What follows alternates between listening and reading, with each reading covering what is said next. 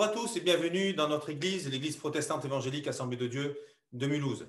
Très heureux de vous retrouver encore aujourd'hui pour partager ensemble la bonne parole de Dieu. Elle est extraordinaire, elle est excellente et je veux louer le beau nom de Jésus qui ne change pas. Il demeure le même hier, aujourd'hui, éternellement. Le monde peut changer, mais lui ne change pas et sa parole non plus. Sa parole demeurera éternelle, elle est bonne, elle est excellente, eh bien, pour chacun de nous, elle est source de vie. Combien la parole de Dieu est bonne. J'aimerais parler aujourd'hui de la crainte du Seigneur. C'est un sujet tellement profond, tellement bon, et je veux m'arrêter quelques instants sur ce sujet, eh bien, pour me souvenir de qui il est, pour me rappeler combien il est saint, combien il est pur, combien il est juste, et je veux le laisser me façonner de l'intérieur pour m'amener à sa ressemblance. Amen. La crainte de Dieu. Je ne sais pas si vous en avez déjà entendu parler, très certainement,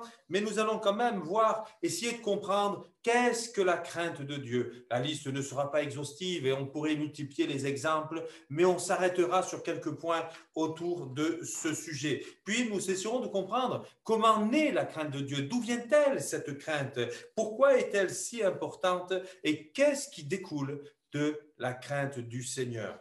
Alors, qu'est-ce que la crainte de Dieu? En français, lorsque je cherche la définition du verbe craindre, je trouve ceci.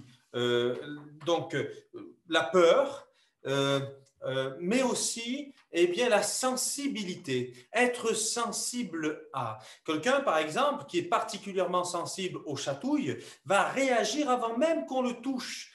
J'ai beaucoup de souvenirs d'enfance à ce niveau-là, avec mes frères, avec des amis, lorsqu'on aimait se chatouiller étant petit. Et puis, il y en avait qui craignaient absolument pas, l'un ou d'autres, alors qu'on leur disait « je ne te touche pas », tout de suite réagissaient, se fermaient, se braquaient, les muscles se contractaient. Il y avait une réaction physique. La crainte de Dieu, eh bien, c'est aussi le fait d'être sensible. Et être sensible, j'aimerais dire à la présence de Dieu. Sommes-nous, pour nous chrétiens, sensibles à la présence de Dieu? C'est pour moi là quelque chose d'extrêmement important. Lorsque Dieu est présent, je me souviens de cette personne qui entrant dans une église, c'était une église catholique, et puis réalisant que les épaules étaient nues, tout de suite s'est sentie reprise et poussée à se couvrir les épaules parce qu'elle s'est dit mais je suis dans une église. Quand nous sommes dans la présence de Dieu. Il y avait un jour un homme qui faisait une formation dans un lieu qui sert d'église, et puis cet homme qui n'était pas du tout croyant a commencé à dire des gros mots. Et alors qu'il en disait, il commence à dire, il était directeur cet homme, et il dit, voilà, je m'exprime en disant des gros mots parce que ça aide mieux à retenir, ça choque et donc ça aide à retenir. Et moi qui suis un peu provocateur, mais gentiment, je lui avais répondu, est-ce que vous permettez que j'en dise quand je prêche ? Si ça aide vraiment à retenir. Et tout de suite, il m'a dit, oh pardon pasteur, c'est vrai, je suis dans une église. Et il a changé de discours. Alors, vous me direz, ce qui est important, c'est de changer le cœur de l'homme. Mais quand on est dans la présence de Dieu, il y a aussi une attitude qui change. On a vu la décence au niveau de l'habillement, on a vu le choix des mots pour ne pas être grossier. Et je crois que c'est bon de réaliser que Dieu n'est pas présent seulement dans une église. Vous me direz, l'église, ce n'est pas le bâtiment, ce sont les croyants. Mais Dieu, il est présent dans la vie du croyant tous les jours, où qu'il soit. Et il nous voit, il nous entend. Il n'y a rien dans ce monde qui échappe au regard et aux oreilles de Dieu. Pour nous qui croyons en lui, est-ce que nous pouvons un instant le réaliser et se dire, mais Seigneur, c'est vrai, tu es là. Le réaliser peut-être pour le louer, pour l'adorer par rapport à sa création. Quand on voit ces psalmistes qui ont compté les étoiles, mais la nature nous dévoile la beauté du Seigneur, sa puissance extraordinaire. Rien n'est limité pour Dieu. Tout ce qui existe, existe parce que Dieu a été créateur. Il maîtrise toutes choses et je veux le réaliser. je veux le réaliser. Si des gens autour de moi se moquent, je ne veux pas participer à la moquerie. Si des gens autour de moi sont violents, je ne veux pas participer à la violence. Si des gens autour de moi sont machos, je ne veux pas être macho moi-même. Si des dames sont féministes, eh bien que les dames ne participent pas à ce genre de propos. Et il n'y a plus ni homme ni femme, mais nous sommes un en Jésus-Christ. Et c'est là des choses importantes. Est-ce que nous avons cette conscience de Dieu, de sa présence, de ce Dieu qui est saint et qui siège et qui habite au milieu de nous, de celui qui est roi des rois, seigneur des seigneurs, non seulement qui habite au milieu de nous, mais qui veut habiter même jusque dans les profondeurs de ton cœur. Il t'accompagne chaque instant de chaque jour qui passe.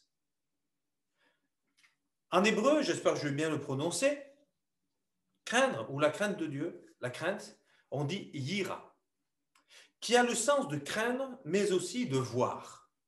On pourrait très bien dire le discernement. Celui qui est en train de voir Dieu à l'œuvre, qui le discerne, qui discerne l'action de Dieu, qui discerne ce que Dieu est en train de réaliser dans notre vie, dans ta vie, dans la vie de tous. Je le discerne, je le vois agir, et alors, je le crains.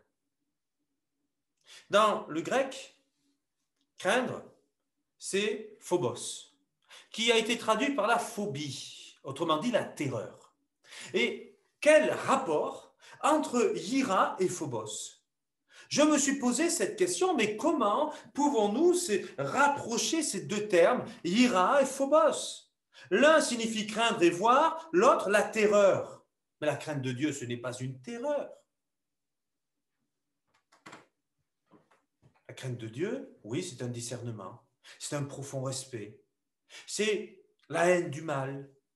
La crainte de Dieu, c'est le considérer, c'est réaliser qu'il est là, réaliser qu'il agit au milieu de nous. Je veux mettre en lui ma crainte. Je pense que ça a été traduit par phobos parce qu'on n'est pas dans les mêmes habitudes de la théologie. Les Hébreux, Israël, eh bien, pratiquaient une théologie monothéiste. Ils adoraient Dieu, ils adoraient l'Éternel. Un seul Dieu, de ce Dieu saint, de ce Dieu juste, de ce Dieu pur, de ce Dieu puissant, tout puissant, celui qui est le Très-Haut, l'Éternel, de ce Dieu-là. Les Grecs, eh bien, eux, c'était le Panthéon. Tout est Dieu. Ils avaient toutes sortes de dieux.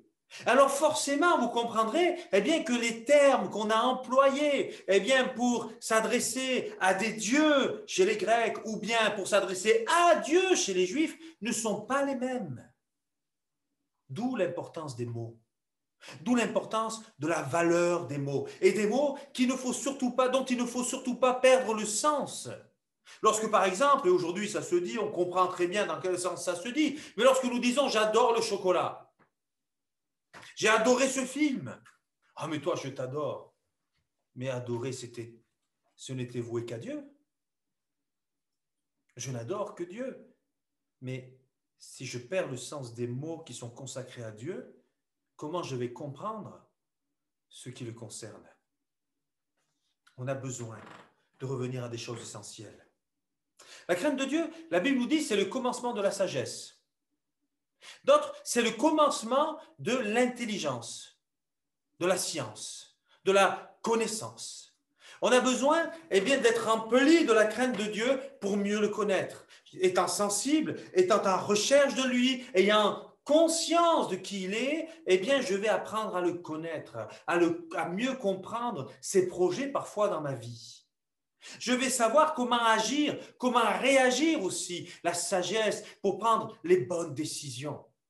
D'autres versets nous disent que la crainte de Dieu, c'est la haine du mal. Et oui, Dieu est saint. Et quand il nous transforme de l'intérieur, qu'il nous façonne à son image, eh bien, il nous transmet ses valeurs. Et ainsi, nous haïssons le mal.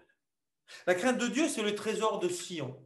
Sion était souvent utilisé pour parler de Jérusalem ou d'Israël, enfin le peuple de Dieu. Le trésor de Sion, ça veut dire que pour atteindre les promesses et les bénédictions de Dieu, ça commence par la crainte de Dieu. J'ai envie de vous dire, la crainte de Dieu, ce n'est pas un avoir, mais c'est un état. Je n'ai pas la crainte de Dieu, je suis dans la crainte de Dieu. C'est un état qui est né d'une expérience, qui est né d'une conversion, qui est né d'une conviction, qui est né de la foi. Dieu existe. Il m'aime, il vous aime, il est vivant et il est saint. D'autres versets, eh bien, en achevant votre sanctification dans la crainte du Seigneur. C'est écrit dans 2 Corinthiens 7:1. Autrement dit, je ne peux atteindre la sainteté de Dieu, je ne peux achever, terminer ma vie de sanctification si je ne suis pas dans la crainte de Dieu. Noé fut saisi d'une crainte respectueuse. La crainte de Dieu, c'est aussi ce respect qui nous pousse à le vénérer, qui nous pousse à l'écouter et à vouloir le suivre, même si c'est un chemin qui est à contresens de toute une génération, ce qui était le cas pour Noé.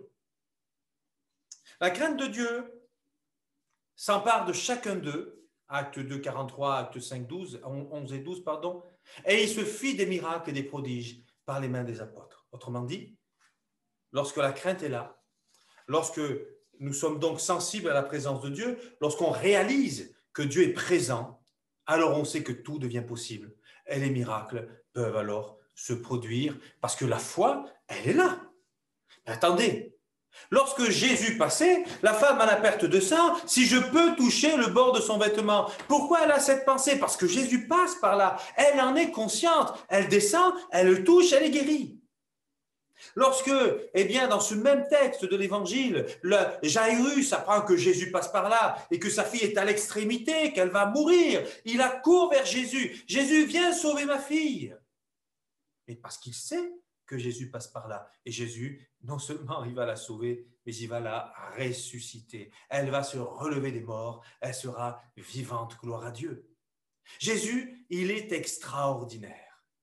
Eh bien, la crainte du Seigneur, à l'image de cette femme à la perte de sang et de Jairus, c'est réaliser aussi que Dieu est au milieu de nous et que Jésus passe par là. Comme pour toi qui m'écoutes ce matin ou cet après-midi, je ne sais pas à quel moment tu regardes cette vidéo, mais pendant que tu t'entretiens des choses du Seigneur, Jésus, il passe par là. Et alors tout devient possible parce que rien n'est impossible à Dieu. Amen. Alors, deuxièmement, d'où vient la crainte de Dieu? Il y a un texte que j'aimerais lire avec vous et qui pour moi est essentiel dans la compréhension de cette question, d'où vient la crainte de Dieu. C'est dans le livre de l'Exode au chapitre 14 et à partir du verset 30. Il est écrit ceci: En ce jour, l'Éternel délivra Israël de la main des Égyptiens. Et Israël vit sur le rivage de la mer les Égyptiens qui étaient morts. Toute l'armée a été ensevelie dans la mer. Verset 31, Israël vit la main puissante que l'Éternel avait dirigée contre les Égyptiens, et le peuple craignit l'Éternel, et il crut en l'Éternel et en Moïse, son serviteur. Voyez ici, on est dans une chronologie qui est des plus importantes. Israël voit, Israël craint, et Israël met sa confiance, c'est-à-dire il croit, c'est-à-dire il a la foi. Je vois, je crains, et j'ai la foi. Donc, on a une chronologie qui est essentielle et par laquelle nous sommes tous passés à un moment de notre vie. Vous vous rendez bien compte que dans ce texte, cette chronologie est importante. D'abord, il voit, ensuite il craint, et ensuite il met sa foi en Dieu. Alors là, voyez-vous, j'aimerais revenir un instant à cette façon de parler de la crainte dans la notion juive, yira, il y a d'autres dérivés, comme yone par exemple, et on est vraiment dans cette notion de craindre, de voir et de craindre. Alors je sais, certains pourront citer ce texte de Thomas lorsqu'il dit « À moins que je ne voie, je ne croirai pas ». Et Jésus lui dit « Heureux ceux qui n'ont pas vu et qui ont cru ». On n'est pas là dans l'idée de le voir directement de nos yeux. Parce que naturellement, Dieu, on ne le voit pas avec nos yeux. Mais il y a des manifestations, il y a des actions, il y a des expériences, il y a des manières que Dieu seul sait pour pouvoir atteindre nos cœurs, qu'il va utiliser pour nous saisir, pour nous toucher et pour nous transformer. Et lui seul, eh bien, c'est le faire. Lui seul connaît notre caractère, notre personnalité et sait venir nous toucher au plus profond de nous-mêmes. Il est extraordinaire. La conversion, eh bien, elle naît de cette expérience d'Israël qui voit. J'ai vu Dieu à l'œuvre dans ma vie, d'Israël qui craint. Je réalise qu'il est là. Je deviens sensible au fait que Dieu est là et qui me voit et qui prend soin de moi. Et alors, comme Israël, je mets ma confiance en Dieu. Juste pour le contexte, j'aimerais rappeler quand même que Dieu vient de faire une délivrance extraordinaire. Les Hébreux étaient opprimés, esclaves en Égypte. Dieu les fait sortir par Moïse. Et puis après 10 plaies d'Égypte, Pharaon ne voulait pas les laisser aller. Finalement, il capitule. Et enfin, il se dit, je vais les détruire. J'envoie toute mon armée. Dieu ouvre la mer Rouge. Les Hébreux passent à sec et la mer s'est refermée sur l'armée des Égyptiens. Ne faisons pas comme Pharaon. N'endurcissons pas notre cœur au point de tout perdre. Mais écoutons la parole que Dieu veut nous donner le plus vite possible, parce que notre joie dépend de la place que je veux lui accorder. Amen. La crainte, ça ne vient pas par la peur. Ça ne vient pas par la peur. Il y a des gens qui vivent dans la terreur, et puis on voit des moments, eux, ils ont eu cette crainte, cette terreur de Dieu même, on le voit. Vas-y toi, on a peur de mourir, disaient les Hébreux. Mais Dieu a voulu vivre une expérience personnelle avec toi. Et en faisant venir Jésus, eh bien, il change de statut, excusez-moi le terme, mais il se présente à nous comme le bon Père. Je suis maintenant ton bon Père. Et quand tu prieras, tu diras, notre Père qui es aux cieux. Ça veut dire, il est accessible. La crainte de Dieu, ce n'est pas de l'auto-persuasion, de l'autosuggestion. Allez, je le crains, je le crains, je le crains. Loin de là, ça n'a rien à voir avec cela. La crainte de Dieu ne vient pas par une autosuggestion. Elle vient, je l'ai dit, par un déclic. Cette expérience qui, à un moment donné, va rendre la présence de Dieu comme une évidence. C'est là quelque chose d'évident. Elle vient de ce qu'on a vu. Certains ont été touchés par la parole, par une prédication. Certains ont senti une chaleur, d'autres ont senti une présence, d'autres ont senti la paix, d'autres ont vu de l'amour, d'autres ont vécu des choses des choses extraordinaires comme un songe, comme une vision. Ça peut arriver aussi. D'autres une guérison divine, d'autres une délivrance, d'autres une libération. Combien de gens ont été délivrés de la cigarette ou d'addiction à la drogue ou à l'alcool? Dieu, eh bien, il fait encore aujourd'hui des miracles et des prouesses. La crainte de Dieu, elle reste par ceux que l'on connaît de lui. C'est pour ça que l'on voit aussi que la volonté de Dieu, c'est que tous les hommes soient sauvés et parviennent à la connaissance de la vérité. Nous avons besoin de mieux le connaître. Je veux mieux connaître mon Dieu. Amen. On va passer dans quelques instants au point 3. Pourquoi est-elle si importante? Voilà, donc nous arrivons désormais à notre troisième point, qui est celui-ci. Pourquoi est-il si important d'être dans la crainte du Seigneur? Alors, j'aimerais reprendre par rapport à des versets que nous trouvons dans la Bible, quelques points. Premièrement, elle est source de vie. La crainte de Dieu est source de vie.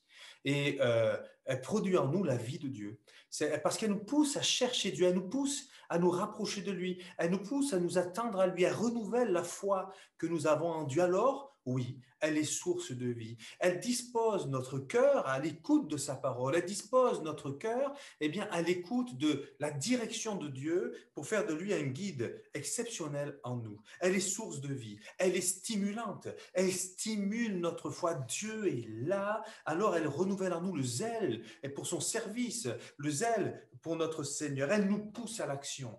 La crainte, quand on est dans la crainte de Dieu, nous sommes poussés à l'action parce que sa volonté devient la nôtre.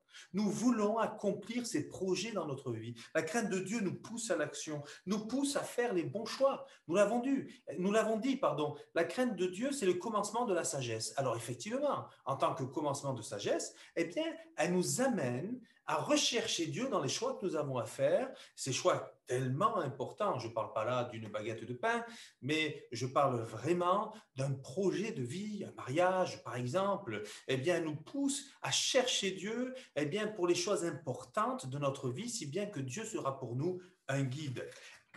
Quand on est dans la crainte de Dieu, nous ne sommes ni oisifs ni stériles. En effet, nous sommes à son service. Nous prenons du plaisir à servir Dieu, à accomplir sa parole. La Bible dit que pour celui qui aime, les commandements de Dieu ne sont pas pénibles, elles ne nous laissent pas stériles. Donc, elle nous pousse, elle nous amène à porter aussi du fruit. Elle nous pousse à chercher Dieu, à rechercher sa justice. Rechercher premièrement le royaume de Dieu et sa justice, et toutes ces choses vous seront données par-dessus. Elle produit en nous la sainteté, ce que nous avons vu, on achève notre sanctification dans la crainte du Seigneur, et elle nous garde dans l'humilité, nous avons conscience que c'est lui qui est le maître, c'est lui qui conduit toutes choses et c'est lui qui dirige. Donc, nous le laissons être le Seigneur de notre vie, être le maître en toutes circonstances, nous le laissons être roi des rois et Seigneur des seigneurs. Quand nous sommes dans la crainte de Dieu, nous apprenons aussi la patience. Quand nous sommes dans la crainte de Dieu, le Saint-Esprit travaille en nous et nous conduit à faire des progrès au niveau de la patience. Si bien que nous demeurons même persévérants. Et nous savons que Jésus nous dit, celui qui persévérera jusqu'à la fin sera sauvé. Quand nous sommes dans la crainte de Dieu, nous acceptons d'être patients. Nous ne sommes pas là pour dire à Dieu, maintenant agis tout de suite. Et on aimerait bien que Dieu agisse tout de suite, mais Dieu nous connaît. Dieu ne se trompe pas. Il nous enseigne la patience, il nous fait découvrir la sagesse aussi par cela, et il nous apprend la persévérance. Nous avons besoin d'être des hommes et des femmes persévérants jusqu'au bout, et Dieu sait très bien y faire avec nous aussi à ce niveau-là. Elle nous donne le bon regard face aux situations. Je parlais avec des personnes qui, justement, avaient été comme humiliées, avaient été blessées, et ces personnes me disaient, j'ai demandé pardon à tel membre de ma famille parce que ça me faisait de la peine qu'on ne se parle plus. Et si je ne l'avais pas fait, si le Seigneur n'avait pas accompli son œuvre en moi, j'aurais été comme avant et j'aurais laissé tomber. Mais là, je ne pouvais plus. Quand on est dans la crainte du Seigneur, on a compris un peu mieux ce qu'était l'amour, un peu mieux ce qu'étaient les notions de pardon, de réconciliation, la notion de justement être en règle avec Dieu, la notion d'être en paix et de transmettre la paix. Et nous avons besoin d'avoir un bon regard, le regard de Dieu, de voir comme Dieu voit pour ne pas nous tromper et pour être en paix avec lui, mais aussi avec nous-mêmes. La crainte de Dieu, vous vous rappelez, on pourrait très bien dire la crainte c'est une peur. Mais la crainte de Dieu détruit aussi nos peurs parce que nous vivons avec Dieu. Nous vivons avec Dieu. Et Dieu avec nous, c'est tout possible. C'est tout qui devient possible. Que vais-je craindre? Le Seigneur s'occupe de moi. Je n'ai pas besoin d'avoir peur. Je me souviens de cette image d'un jeune homme qui regarde une armée entière et qui est paniqué et qui se dit « mais je suis fichu, je ne vais pas m'en sortir ». Et puis là, c'est une caricature, hein. Et puis là, il y a Dieu qui est représenté comme un grand géant immense. Et rien que son pied fait la taille de la foule, qui est innombrable et qui vient comme une armée ennemie. Et il lui dit à ce jeune homme, et moi, tu ne me regardes plus? Je suis plus fort que tous tes ennemis. Dieu s'occupe de nous. Alors, je terminerai en disant, qu'est-ce qui découle de la crainte de Dieu? Déjà, le Seigneur, quand on est dans la crainte, je l'ai dit, c'est le commencement de la science, de l'intelligence. Ce qui en découle, c'est une intelligence renouvelée, une intelligence nouvelle quant à tout ce qui est spirituel, à tout ce qui concerne Dieu. Il nous informe, il nous apprend, il nous enseigne par son esprit, ce qui est de lui, ce qui n'est pas de lui, ce qui est de ses valeurs et ce qui n'est pas de ses valeurs. Quand on est dans la crainte de Dieu, nous avons conscience de ce que Dieu veut faire et de ce qu'il ne veut pas faire, si bien que cette haine du mal, elle est en nous. La crainte de Dieu, je le disais, c'est la haine du mal. Et c'est comme ça que nous aimons la sainteté. Comme Dieu dit à son peuple, vous serez saints, car je suis saint, moi l'Éternel, votre Dieu. Comme Dieu dit à l'Église que Jésus s'est livré pour elle afin de la sanctifier, de la purifier, afin qu'elle soit devant lui comme cette Église sans tache, ni ride, ni rien de semblable, mais sainte et irréprochable. Comment la parole de Dieu agit-elle dans ton esprit? Si tu n'as qu'une religion, c'est un savoir. Mais si tu as l'esprit de Dieu en toi, si tu as la crainte de Dieu dans ta vie, la parole de Dieu, elle est source d'espérance. Elle engendre des convictions qui vont t'amener à être encore plus proche de lui. La crainte de Dieu nous pousse à chercher Dieu, nous pousse à le connaître. Elle produit donc en nous le salut. Elle nous permet d'y travailler, de travailler à notre salut. J'aimerais m'arrêter quelques instants sur le salut, justement. Remarquons quelques personnages, à commencer par Noé. Noé, vous savez, il a été appelé prédicateur de la justice et c'est lui qui annonce le déluge. Seulement, à l'époque, les hommes de son temps n'avaient jamais vu de pluie.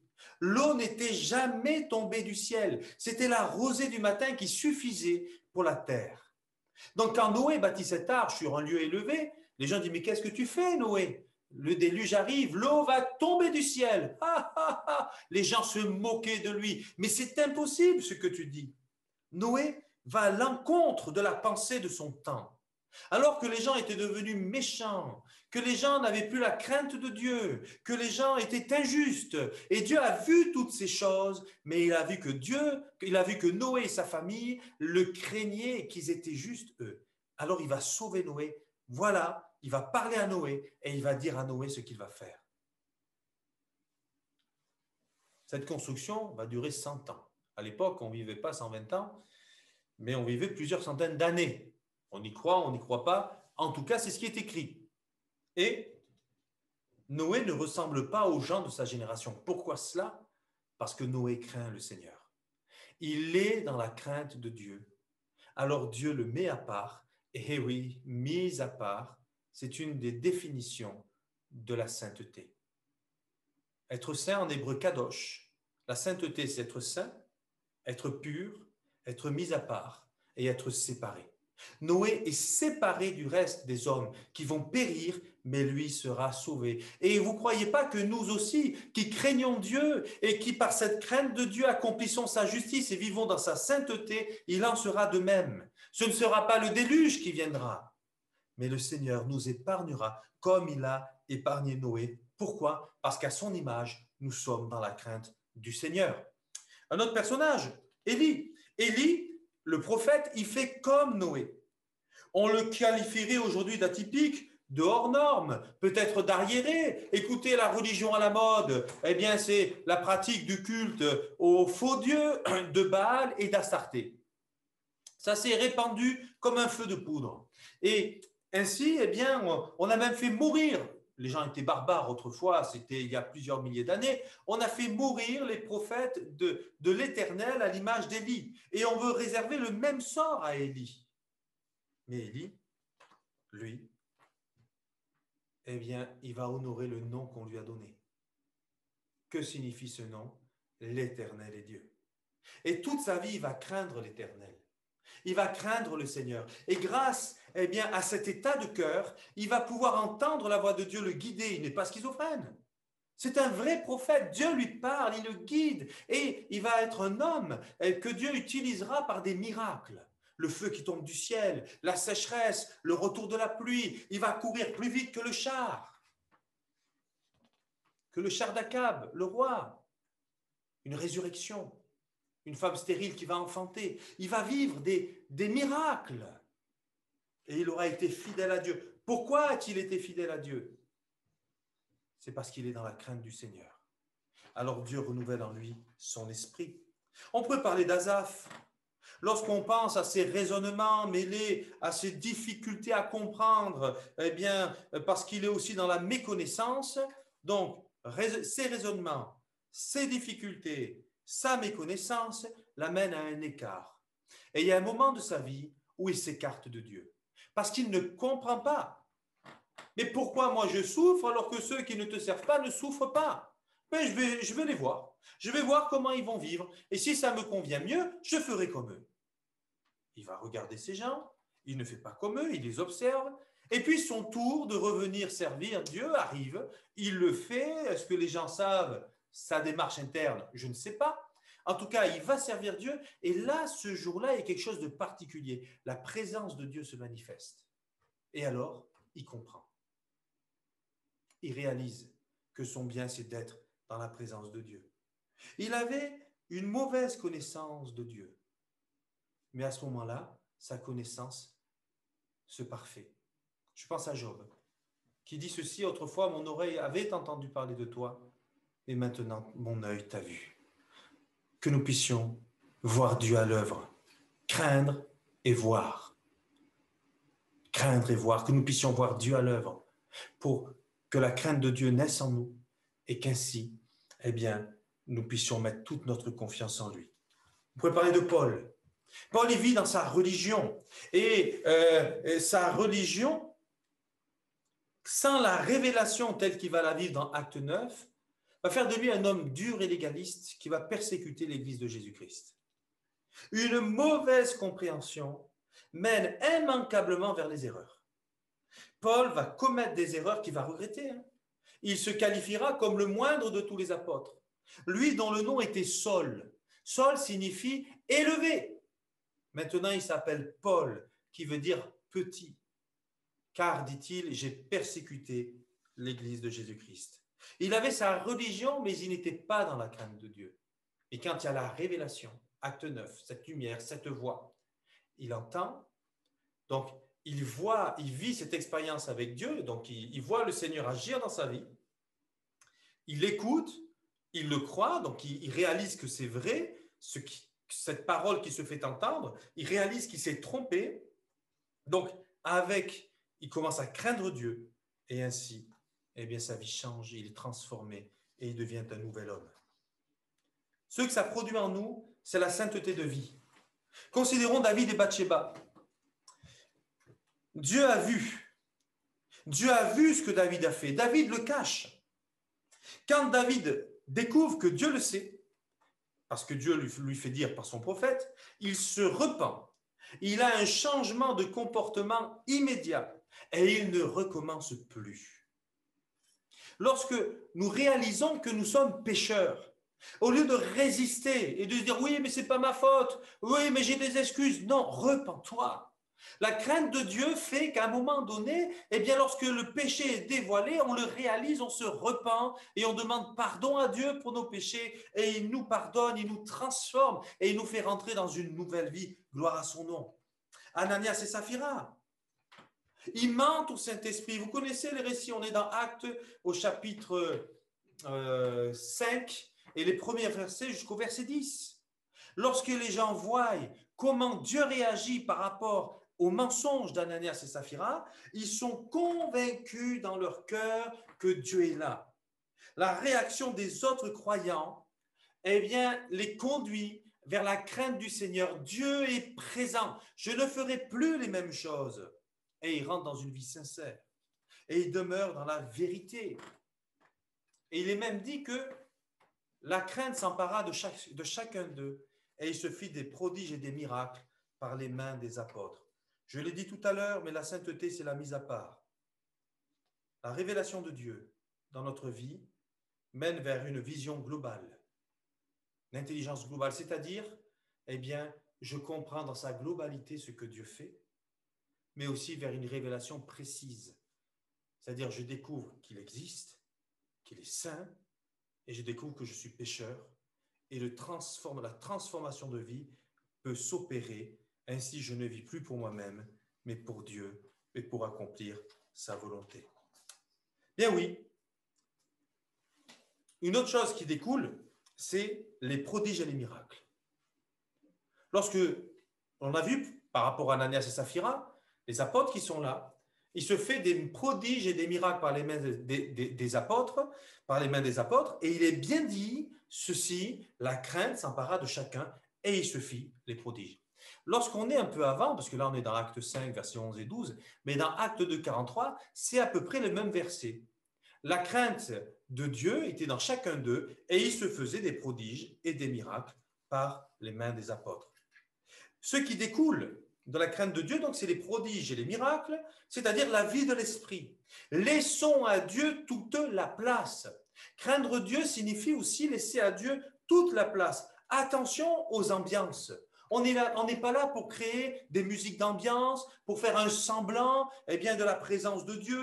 On n'est pas des faux prophètes de Baal ou d'Astarté. Ils amenaient l'ambiance. Oh, il y avait une sacrée ambiance, c'était plaisant. Je veux dire, les gens étaient touchés. Ils étaient en transe quand même, il faut l'entendre. Ils étaient en transe. Ils pouvaient se faire des incisions, ça ne leur faisait pas de mal. On n'est pas obligé d'avoir constamment des fonds sonores. On n'est pas obligé d'avoir constamment du bruit ou des spectacles. La vie avec Dieu, ce n'est pas un spectacle. Nous sommes appelés, bien-aimés, à vivre une relation vraie, sincère, naturelle, authentique avec notre Dieu. Craindre Dieu, c'est aussi cela. Un réveil? Ben oui, on peut vivre un réveil quand on est dans la crainte du Seigneur. Quand la révélation de Dieu se manifeste et que la présence de Dieu est là, le réveil peut se produire. C'est ce qu'a vécu Aimé Cizeron à La Réunion, à l'île de La Réunion. Il est même dit que la présence de Dieu était tellement forte, quelque chose d'extraordinaire, que les gens qui touchaient la voiture dans laquelle ils se trouvaient, eh bien, étaient guéris. Ce n'est pas la voiture qui guérit. Ce n'est pas Aimé Césaron qui guérissait. Mais c'est des moments de grâce particulière, comme eh bien, lorsque l'ombre de Pierre ou de Jean eh bien, passait, ou les mouchoirs de Paul, enfin, ou l'inverse, peu importe, eh bien, les gens étaient guéris. Mais ce n'est pas le mouchoir ou ce n'est pas l'ombre, c'est la présence de Dieu qui agit sur ceux qui sont dans la crainte du Seigneur. Dieu est présent au milieu de nous. Ce qui se produit, c'est une véritable visitation de l'esprit. Ce n'est pas une ambiance. Le Saint-Esprit prend le contrôle et on veut lui laisser le contrôle de notre vie, mais aussi de nos réunions. Un feu purificateur, un feu qui est pur et non pas un feu étranger. On n'imite pas Dieu. C'est Dieu ou c'est pas Dieu, mais que Dieu se manifeste au milieu de nous. Un réveil qui dure ou bien un réveil d'un instant. Et quand le Saint-Esprit se manifeste, je crois que c'est pour un réveil qui dure. Amen. Alors en conclusion, je dirais ceci. Est-ce que nous voulons vivre ce que ces premiers apôtres ont vécu? Vivre le feu de Dieu. Vivre sa présence, sa plénitude. Je veux lui laisser toute la place. Ou bien, est-ce que nous voulons vivre seulement une visitation particulière du Seigneur? Une fois dans notre vie, ça nous suffit. Ou bien voulons-nous voir les malades guérir, les possédés être délivrés? Mais Dieu fait des choses extraordinaires. Il n'est pas limité, il demeure le même hier, aujourd'hui, éternellement. Ce qu'il a fait dans la Bible, il le fait encore aujourd'hui. Ne cherchons pas les résultats, ni les choses visibles, mais cherchons la source. Celui qui est invisible est pourtant si présent, notre Dieu. Il est présent au milieu de nous. Alors tout est possible. Oui, je le crois.